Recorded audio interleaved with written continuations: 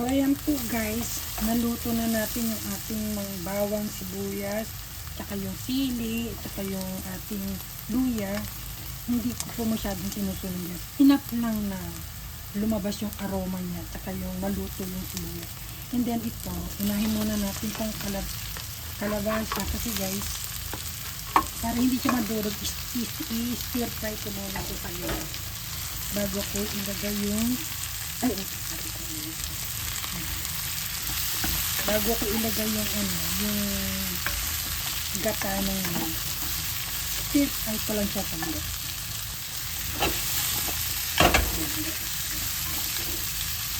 Para maluto lang yung kanyang mga gilid-gilid.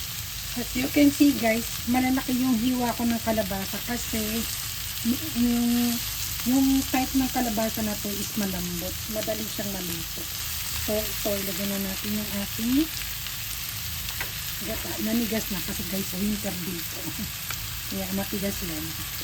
Although, kasi wala naman tayong kakong gata. Direct na yan.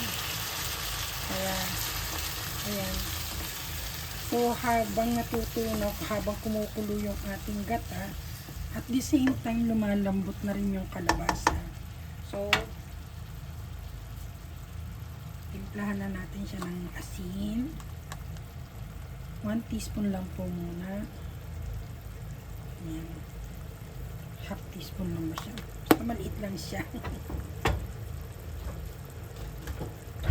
Medyo hinaan natin yung apoy. Medium heat lang siya. Ganyan siya guys. And then, itong ating black pepper. Haluin natin saglit. Palagay ko tama na yung isang lata ng gata ng nyog. And then, pakuluan po muna natin siya saglit. Ngayon guys, medyo kumukulo na siya. Lagyan natin ng konting patik para lang magkalasa. And then guys, ito po. Ito nga pala yung ilalagay kong pampalasa niya guys. So ilalagay ko na siya. Ito po yung ginagamit. Guys, ito po yung ginagamit sa onigiri. Yung onigiri na yung salmon onigiri. Ano po to, salmon? Ito po talaga yung ginagamit sa onigiri. Kasi hindi naman ako nagra-rice, kaya ilalagay ko na lang siya dito sa ginataan. Kalahati lang ilalagay ko guys kasi malasa na yan. Alam niyo naman, malasa ang salmon. Yan lang po ang niya, sahog niya. As in, malasa na yan.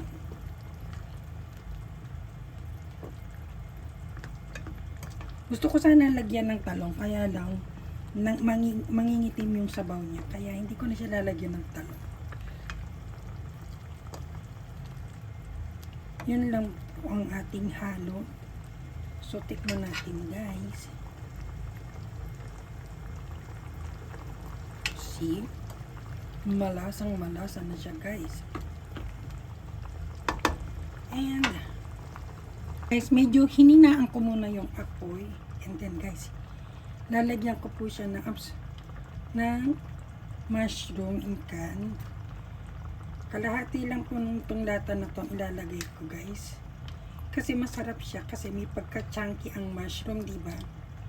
Kaya, and at the same time, ang sarap siya guys, promise. Yan. So, nalagyan na natin yan. And then, yung aking frozen bagu beans, lagyan na natin lahat yan. Hindi ko na yan hihiwain. Kasi lalambot na siya. And then, sabay na natin yung ating okra. Ayan.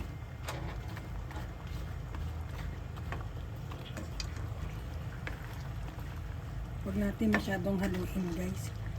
Baka madurog yung ating kalabasa. Pero, okay din naman kahit na malabog yung So, ayan, pakuluan po muna natin. And then, mamaya tikman uli natin.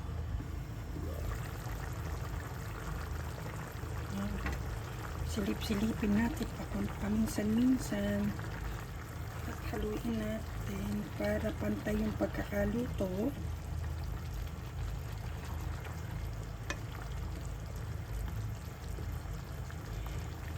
Kaysa guys, bibili kayo ng isda or pansahog. Actually, talagang, kumbaga, bongga talaga pagka marami siyang sahog. Pero, kung meron kayong mabibiling ganito, instead na bumili kayo ng salmon na pagkamahal-mahal, makakabili kayo nito sa mga Korean store o kaya sa mga departments, sa mga supermarket. Mas makakatipid kayo guys. Ayan, tipid.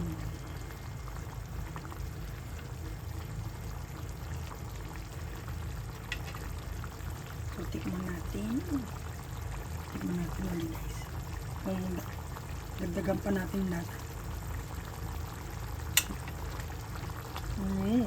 Okay na, pero patis na lang. Patis na lang idagdag natin para medyo malasas.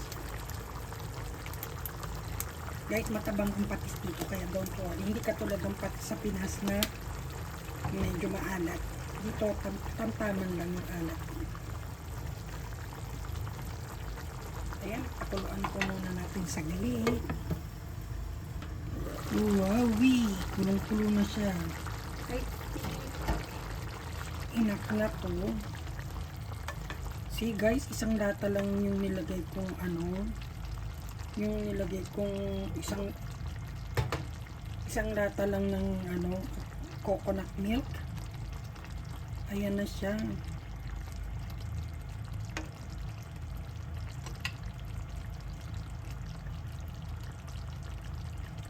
Wow. Perfect. Tama-tama pati yung sili niya. And tikman natin tong ating kalabasa. Yung kalabasang ko dyan eh. O, konti pa.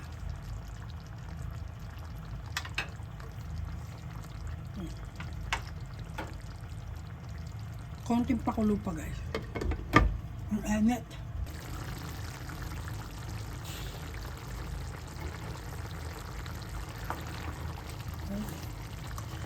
Lumalapot na siya.